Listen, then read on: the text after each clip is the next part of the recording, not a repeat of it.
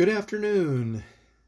On this Friday, March 27th, it is 2 p.m. here in Kansas, and time for our scheduled reading.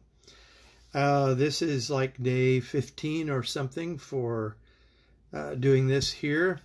However, according to the schedule that I'm following, the 7 Bible studies, which the Pleasant Hill Church of Christ up in Iowa has put together, this is actually day 87 since the start of the year of this reading. And today's category is the category of history. And so we are in today 1 Samuel, and we begin with chapter 11, and we are going to read through to chapter 15 today. 1 Samuel chapter 11, then starting at verse 1.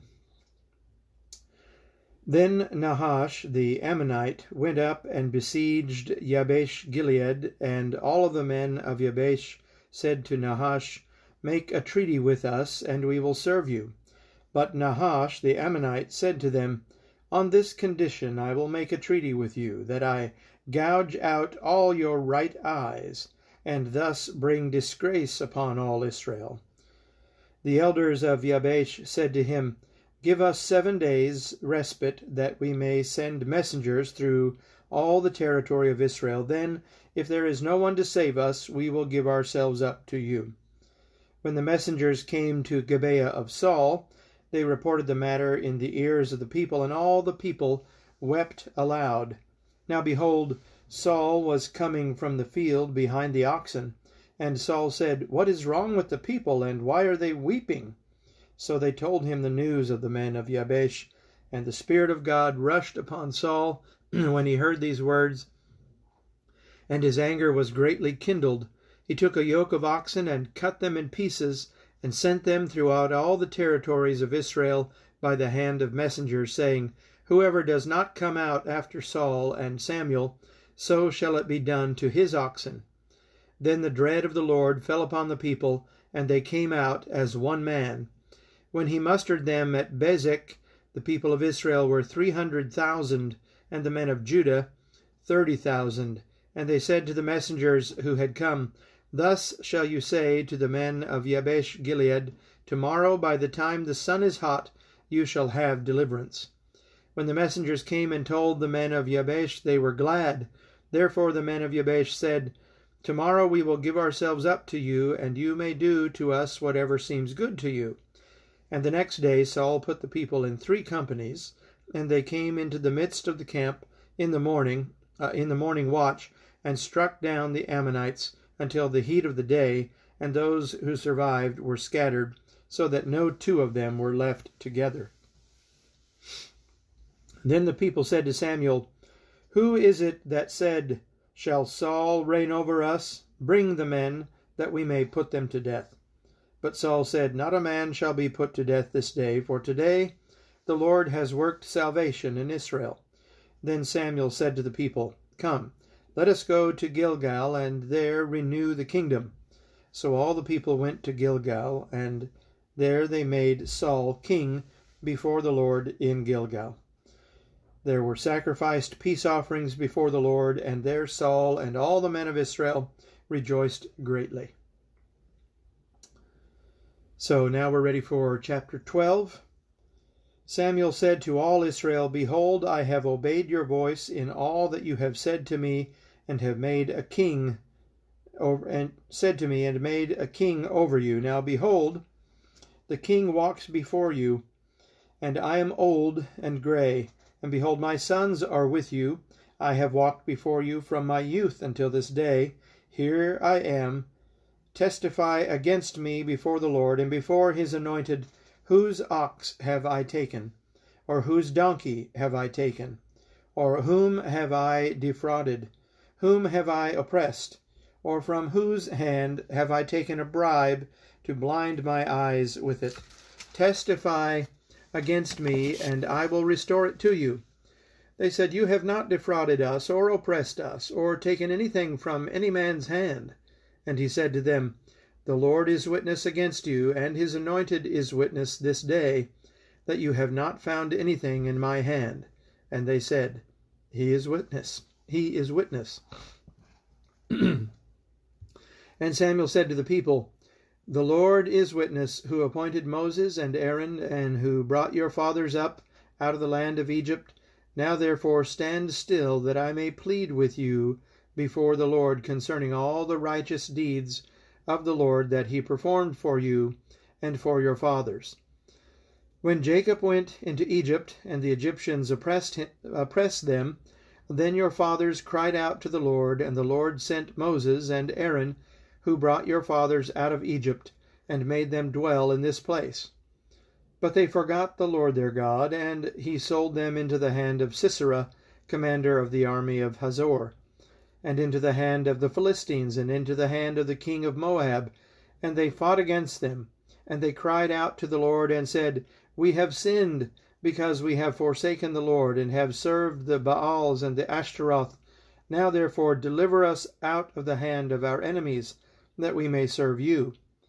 And the Lord sent Jerubbaal and Barak, and Jephthah and Samuel, and delivered you out of the hand of your enemies on every side, and you lived in safety. And now when you saw that Nahash, the king of the Ammonites, came against you, you said to me, No, but a king shall reign over us, when the Lord your God was your king.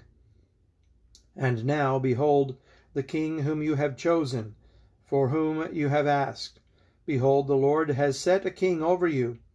If you will fear the Lord, and serve him, and obey his voice, and not rebel against the commandment of the Lord, and if both you and the king who reigns over you will follow the Lord your God, it will be well. But if you will not obey the voice of the Lord, but rebel against the commandment of the Lord, then the hand of the Lord will be against you and your king. Now therefore stand still, and see this great thing that the Lord will do before your eyes. Is it not wheat harvest today? I will call upon the Lord, that he may send thunder and rain, and you shall know and see that your wickedness is great, which you have done in the sight of the Lord, in asking for yourselves a king. So Samuel called upon the Lord, and the Lord sent thunder and rain that day, and the people greatly feared the Lord and Samuel. And the people said to Samuel, Pray for your servants to the Lord your God, that we may not die, for we have added to all our sins this evil, to ask for ourselves a king. And Samuel said to the people, Do not be afraid. You have done all this evil, yet do not turn aside from following the Lord, but serve the Lord with all your heart, and do not turn aside after empty things that cannot profit or deliver, for they are empty. For the Lord will not forsake his people for his great name's sake, because it has pleased the Lord to make you a people for himself. Moreover, as for me, far be it from me that I should sin against the Lord by ceasing to pray for you. And I will instruct you in the good and the right way. Only fear the Lord, and serve him faithfully with all your heart. For consider what great things he has done for you. But if you will still do wickedly, you shall be swept away, both you and your king. That was chapter 12. We're ready now for chapter 13.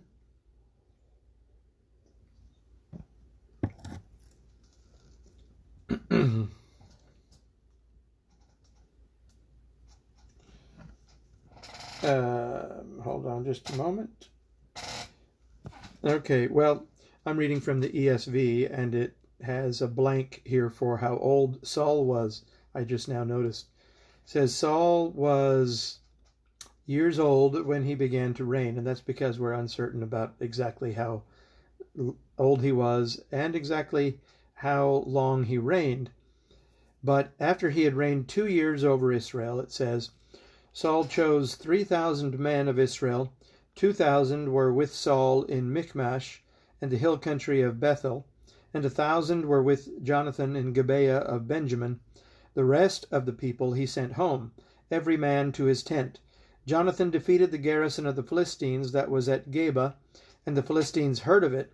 And Saul blew the trumpet throughout all the land, saying, Let the Hebrews hear, and all Israel heard it said that Saul had defeated the garrison of the Philistines, and also that Israel had become a stench to the Philistines, and the people were called out to join Saul at Gilgal. And the Philistines mustered to fight with Israel 30,000 chariots and 6,000 horsemen, and troops like the sand on the seashore in multitude. They came up and encamped in Michmash to the east of Beth Aven.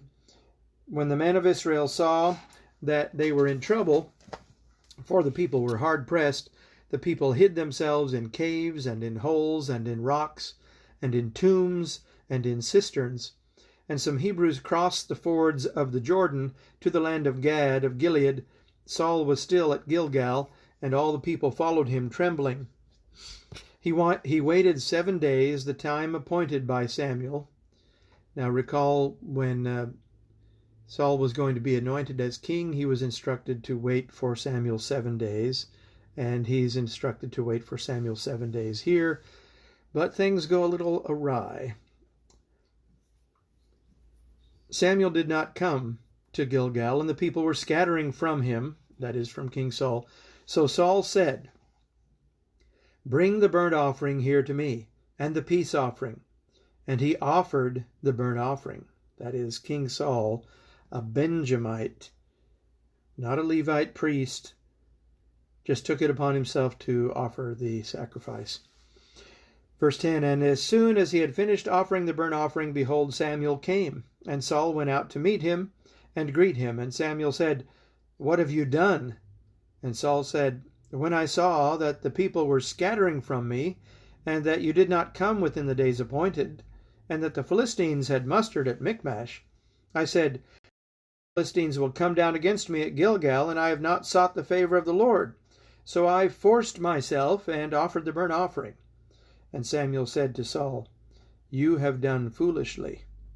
You have not kept the command of the Lord your God, with which he commanded you, for then the Lord would have established your kingdom over Israel forever.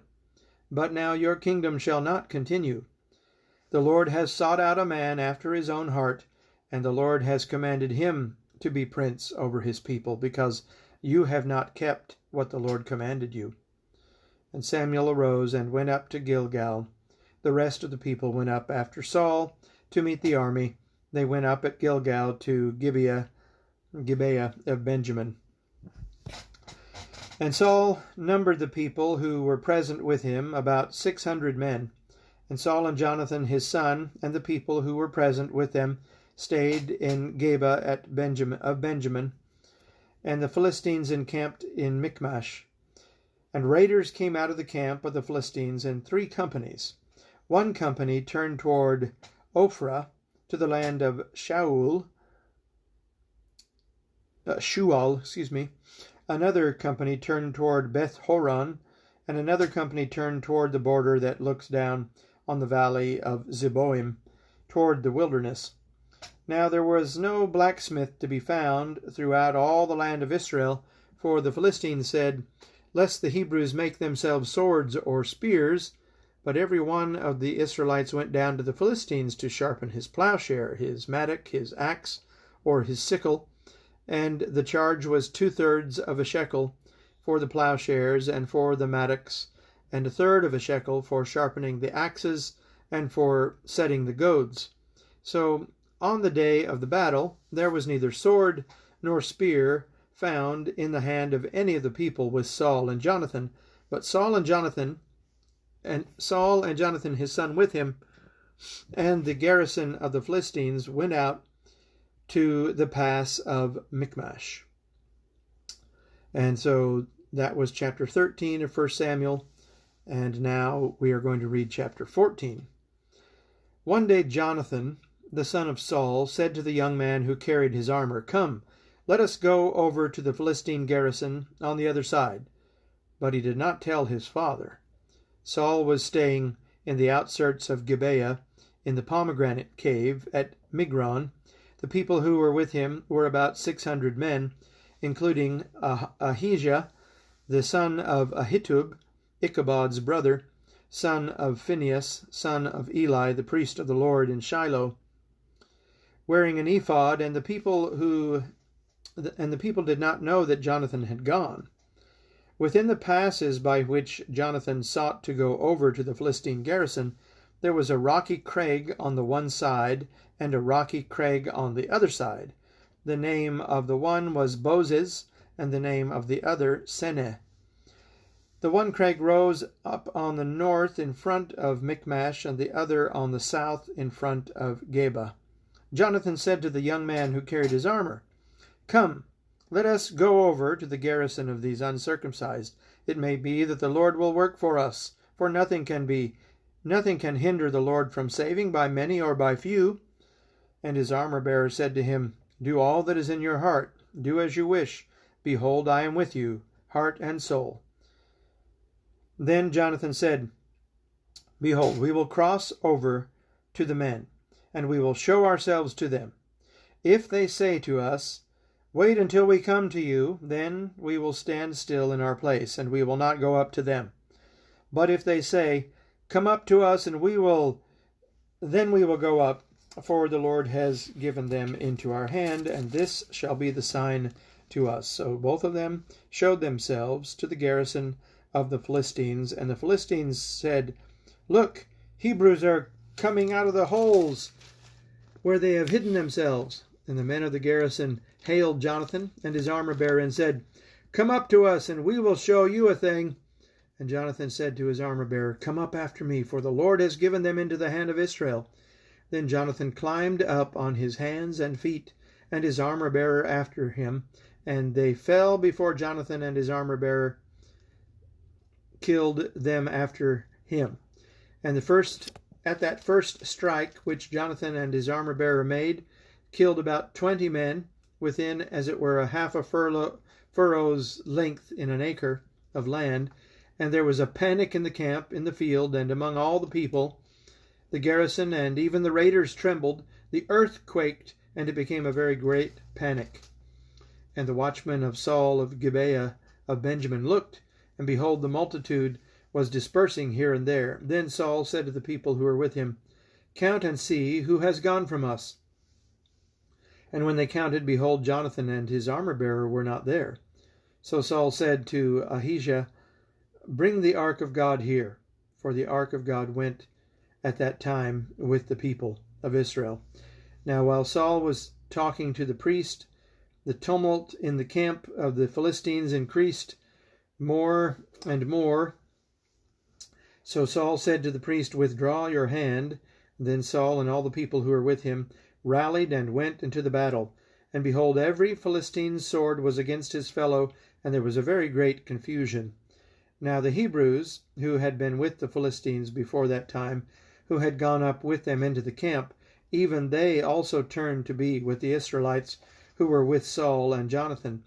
Likewise, when all the men of Israel, who had hidden themselves in the hill country of Ephraim, heard that the Philistines were fleeing, they too followed hard after them into the battle. So the Lord saved Israel that day, and the battle passed beyond Beth Aven. And the men of Israel had been hard pressed that day. So Saul laid an oath on the people, saying, "Cursed be the man who eats food until it is evening, and I am avenged on my enemies." So none of the people had tasted food. Now when all the people came to the forest, behold, there was honey on the ground. And when the people entered the forest, and when the people entered the forest, behold, there was honey dropping, but no one put his hand to the mouth, for the people feared the oath. But Jonathan had not heard his father charge the people with the oath. So he put the tip of the staff that was in his hand, and dipped it into the honeycomb, and put his hand to his mouth, and his eyes became bright. Then one of the people said, "Your father strictly charged the people with an oath, saying, 'Cursed be the man who eats food this day.'" And the people were faint. Then Jonathan said, "My father has troubled the land. See how my eyes have become bright, because I tasted a little of this honey. How much better if the people had eaten freely today of the spoil of their enemies that they had found. For now the defeat of the Philistines has not been great." They struck down the Philistines that day from Michmash to Ahijalon, and the people were very faint. And the people pounced on the spoil, and took sheep and oxen and calves, and slaughtered them on the ground, and the people ate them with the blood. Then they told Saul, Behold, the people are sinning against the Lord by eating with the blood. And he said, You have dealt treacherously. Roll a great stone to me here. And Saul said, Disperse yourselves among the people, and say to them, Let every man bring his ox or his sheep, and slaughter them here and eat. Do not sin against the Lord by eating with the blood. So every one of the people brought his ox with him that night, and they slaughtered them there. And Saul built an altar to the Lord. It was the first altar that he built to the Lord. Then Saul said, Let us go down after the Philistines by night and plunder them until the morning light. Let us not leave a man to them. And they said, Do whatever seems good to you. But the priest said, Let us draw near to God here. And Saul inquired of God, Shall I go down after the Philistines? Will you give them into the hand of Israel? But he did not answer him that day. And Saul said, Come here, all you leaders of the people, and know and see this sin that has arisen today. How this sin has arisen today. For as the Lord lives, who saves Israel, though it be in Jonathan my son, he shall surely die. But there was not a man among all the people who answered him. Then he said to all Israel, You shall be on one side, and I and Jonathan my son will be on the other. And the people said to Saul, Do what seems good to you. Therefore Saul said, O Lord God of Israel, why have you not answered your servant this day? If this guilt is in me or in Jonathan my son, O Lord God of Israel, give Urim. But if this guilt is on your people Israel, give Thummim. And Jonathan and Saul were taken, but the people escaped. Then Saul said, Cast the lot between me and my son Jonathan. And Jonathan was taken.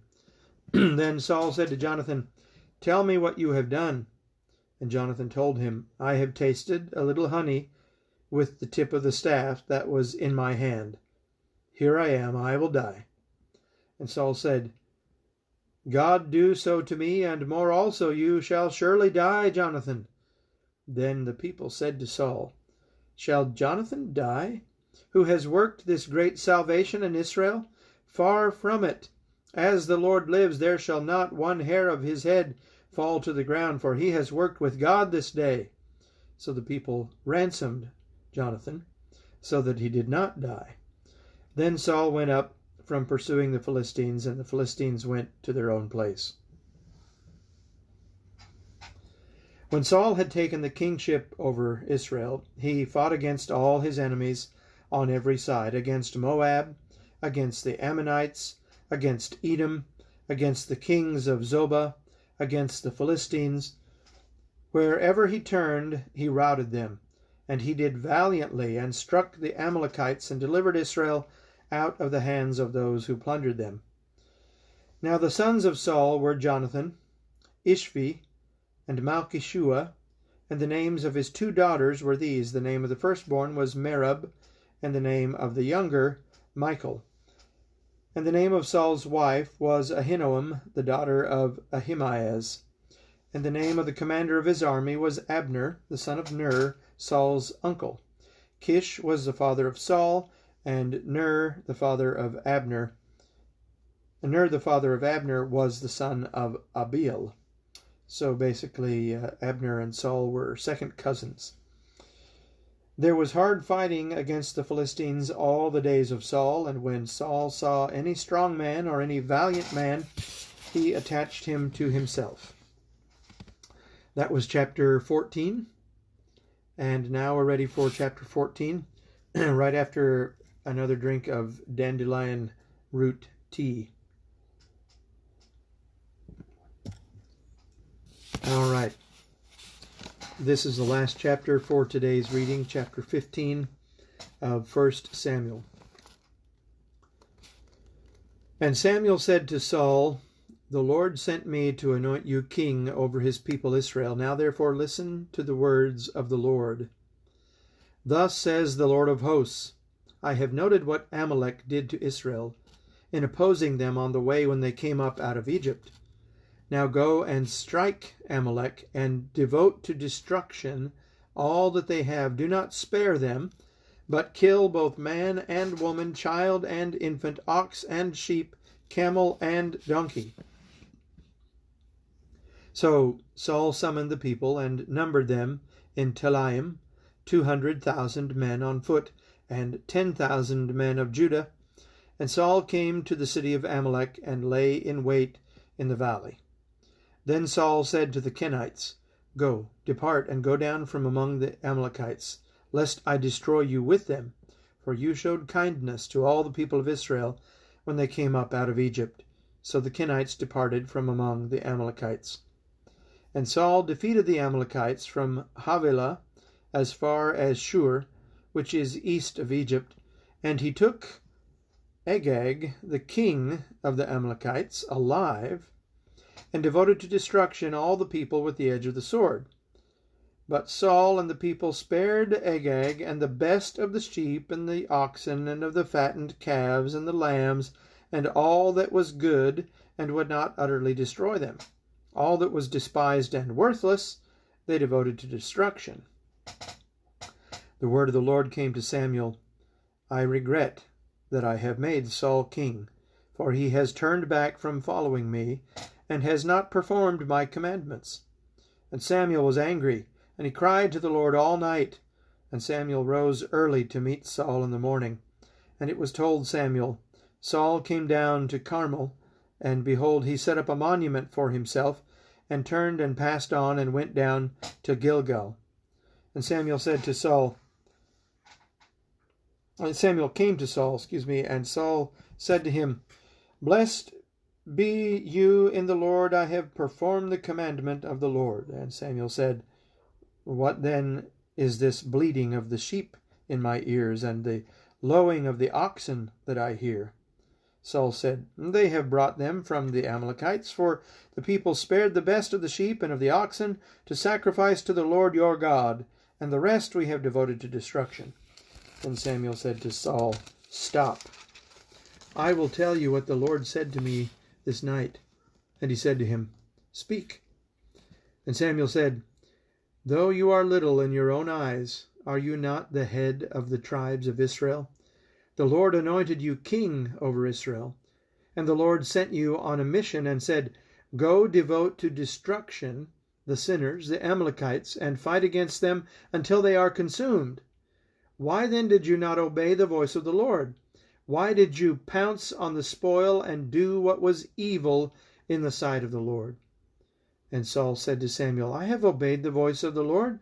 I have gone on the mission on which the Lord sent me. I have brought Agag the king of Amalek, and I have devoted the Amalekites to destruction. But the people took of the spoil, the sheep and the oxen, the best of the things devoted to destruction, to sacrifice to the Lord your God in Gilgal. And Samuel said, Has the Lord as great delight in burnt offerings and sacrifices as in obeying the voice of the Lord? Behold, to obey is better than sacrifice, and to listen than the fat of rams. For rebellion is as the sin of divination, and presumption is as iniquity and idolatry. Because you have rejected the word of the Lord, he has also rejected you from being king. Saul said to Samuel, I have sinned, for I have transgressed the commandment of the Lord and your words, because I feared the people and obeyed their voice. Now, therefore, please pardon my sin, and return with me, that I may worship the Lord. And Samuel said to Saul, I will not return with you, for you have rejected the word of the Lord, and the Lord has rejected you from being king over Israel. As Samuel turned to go away, Saul seized the skirt of his robe, and it tore. And Samuel said to him, The Lord has torn the kingdom of Israel from you this day, and has given it to a neighbor of yours, who is better than you. And also the glory of Israel will not lie or have to regret, for he is not a man that he should have regret. Then he said, I have sinned. Yet honor me now before the elders of my people and before Israel, and return with me, that I may bow before the Lord your God." So Samuel turned back after Saul, and Saul bowed before the Lord. Then Samuel said, "Bring here to me Agag, the king of the Amalekites." And Agag came to him cheerfully. Agag said, "Surely the bitterness of death is past." And Samuel said, "As your sword has made women childless, so shall your mother be childless among women."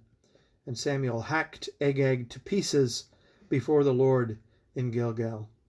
Then Samuel went to Ramah, and Saul went up to his house in Gibeah of Saul.